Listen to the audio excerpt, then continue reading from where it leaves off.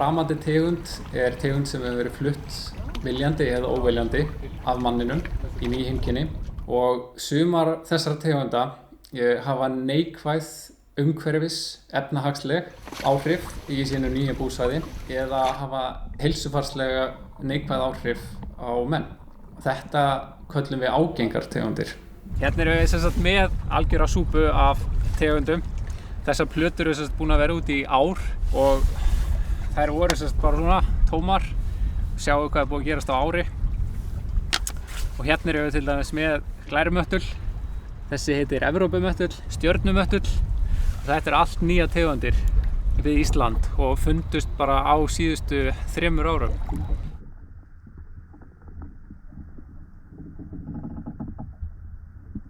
Það er tvennt sem skordýr og aðra lífverur þurfa til þess að geta numið land. Það er annars vegar að komast á staðinn og það er hins vegar síðan að geta þrifist á staðnum. Flutningur tegunda heiminn hefur alltaf átt sér stað og það er náttúrulegt ferli en þær berast á milli svæða á eigin veruleikum. Þessi flutningur fremur sjaldgæfur, það tekur sér langan tíma, aðlögunartíminn í nýju vistkerfunum langur yfirleitt en þegar flutningur verður með mönnum þá hann miklu tíðari.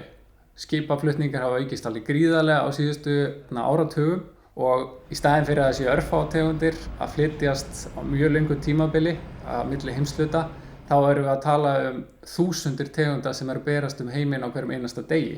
Það hefur í för með sér að álagið rosalega mikið á vistkerfin og þau ná ekki að aðlagast þessum breytingum og í mörgum tilfellum þær tegundir sem ná að nema land, þær verða ráðandi taka yfir vistkerfin og það þessar ágengu tegundir og í þeim tilfellum þá erum við oft að tala tegundir sem þær eiga sér enga náttúrulega óvini á nýju búsvæðunum. Þær eru hraðvaxta og fjölga sér hratt.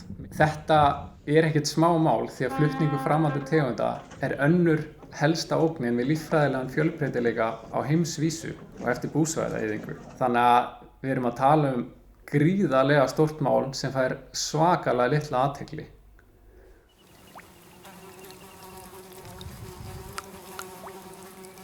Minkurinn framandi tegund á Íslandi og flokkur sem ágeng. Hann var upphaflega fluttur til Íslands árið 1931 til ræktunar vegna skinna og slapp fljótlega úr haldi og breiddist landið frekar hratt. Og hann talinn að hafa haft talsverð neikvæð áhrif á íslenska náttúru, sérstaklega fuglalíf en líka á ferskvatnsfiskistofna. Síðan minkurinn kom ein fuglategund sem hefur dáið út á Íslandi sem varpfugl, keldusvínið. Og minkurinn talinn jafnvel að eiga þátt í að það gerðist ásamt framræslu votlendis. Þetta öflug planta og það náttúrulega þess vegna sem að landgræðslan til dæmis hafði áhuga á henni á sínu tíma. En hún klassískt dæmi ágenga tegund. Hún dæmi tegund sem getur skapað aðstæði fyrir aðrar ágenga tegundir til að nema land. Og við sjáum dæmi þetta í kringum höfuðborgarsvæðið til dæmis í Esjunni og víðar. Þar sem að kerfillinn að nema land í kjölfar lúpínunni. Aðal neikvæðu áhrif þessara ágengu tegunda koma fram á landslagskvarða vegna þess að það sem að lúpínan breiðist yfir. Þar gæti hún verið að fara yfir graslendi, beitilyng, bláberjalyng, krækilyng, einhvers konar móaðra, mela, deiglendi með hrossanál og öll þessi ólíku vistkerfi breytast í lúpínubreiði. Þannig að þar sem að höfðu kannski verið 10-15 ólík plöntusamfélög áður með ólíkum ríkjandi tegundum og ólíkum dýrum, það breytist allt í mjög einsleita lúpínubreiðu þar sem að heildartegundafjöldin í landslaginu verður ekki nema brot af því sem hann var áður.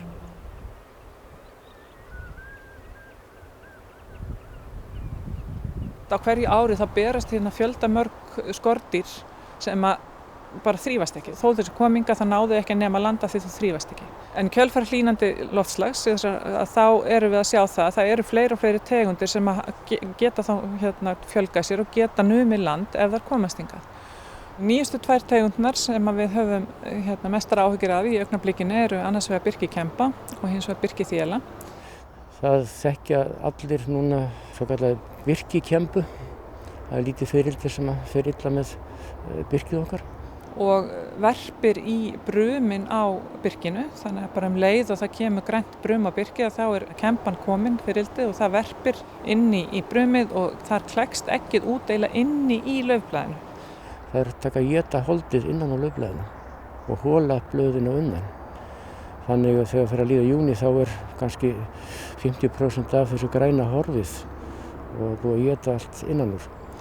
Lirfan skríður út og púpa sig upp úr svona miðjum júní, lok júní og eftir það, ef engin önnur áföll verða, þá öll blöð sem að koma á birkið eftir það að þau eru græn. Þannig að birkið í rauninni, klæði þetta af sér yfir sumarið. Hins vegar þá það ekki nema svona kannski 2-3 ár síðan að við verðum við nýjan skaðvald sem að haga sér mjög svipaðan hátt og það vesputegund, það birkithélan. Hún verpir líka inn í blaðin og lirfan étur á svipaðan hátt og birkikempan. Þessi skaðvaldur, birkithélan, hún tekur við í rauninni þegar birkikempan farin, þá kemur birkithélan. Þannig að birkiblöðin, það ná aldrei að myndast þessi grænu birkiblöð yfir sumarið. Þannig að birkið eiginlega nánast upp étið eftir sumarið. Hver langtíma áhrif verða ekki gott að segja því þetta ekki gott að þegar ljóstílifin tekið niður meira en helming. Það hefur áhrif á vöxt, það hefur áhrif á undirbúning trésins fyrir vetur. Það hefur væntanlega áhrif á fræþroska, það hefur næringu í það. Og þetta eitthvað sem við höfum talsverðar áhyggjur af því að það virðist nú vera sem að birkið hafi ekki mikið þol en þá gagnvart þessum skaðvöldum. Þannig að birkinu okkar vorkunn í dag. Bara í sjó þá talaði að 3-10.000 tegundir sé að berast heiminn hverjum einasta degi. Þannig að sjáu hvað álagið mikið ef það verður hitastigsbreyting og kemur náttúrulega að því að skilyrðin verða hagstæð að ný tegund getur numið land. Og eftir því sem að hitastigið hækkar þeim mun fleiri tegundir geta numið land. Því að það eru fleiri hitasæknar tegundir heldur en kuldasæknar sem að við eru þekktir skaðvaldar. Við Ísland hafa orðið töluverðar hitastigsbreytingar í sjó og síðan 1996 hefur sjór efstu 50 metrar á Suður- og Vesturlandi verið að hækka milli 1-2 gráður. Þó þetta sé bara 1-2 gráður þá það gríðarlega mikið fyrir fjölmargar tegundir. Þetta bara skilin á milli að geta lifað eða ekki lifað.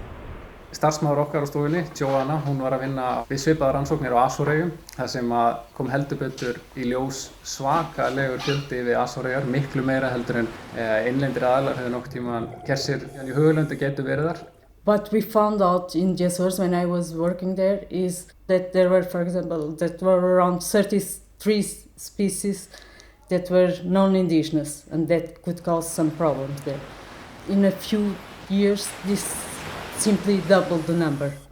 From 32 we went to more than 78 species that can cause problems in the Azores. Nú í dag eru 23 tegundir þekktar af framandi tegundum í sjó við Ísland. Þessi listi mun lengjast töluvert mikið á næstu árum. Ég get bara fullyrt það núna. Og síðustu 3 árum erum við til dæmis búin að finna 5 nýjar möttuldýrategundir við landið sem allar eru þekktir skaðvaldar erlendis. Svo erum við með tegundir svo gripphvelju sem fannst fyrst árið 2008. Síðan hefur tegundin fundist fleiri stöðum við Suðvesturland og eins í Eyjafirði. Þetta tegund sem ættuð úr Kyrrahafi. Þar eru nokkrir stofnar af tegundinni og hvor stúdía sem hefur verið gerð sýnir að stofninn sem við erum með hér á Íslandi sé ættaður frá Japan og það eitraðasta afbrigði tegundarinnar. Það svona, getum sagt að það sé ekki jákvætt. Nú vitum við ekkert hvort að þessar tegundir komið til með að verða skaðvaldar hér en þær eru komnar. That is why it's so important to identify these species and to try to manage them because most of the species have invasive potential. One thing is to have these species in the harbors, another thing is to have all around Iceland. That can cause a really huge problem because of the loss of biodiversity and the equilibrium of the systems. Yeah.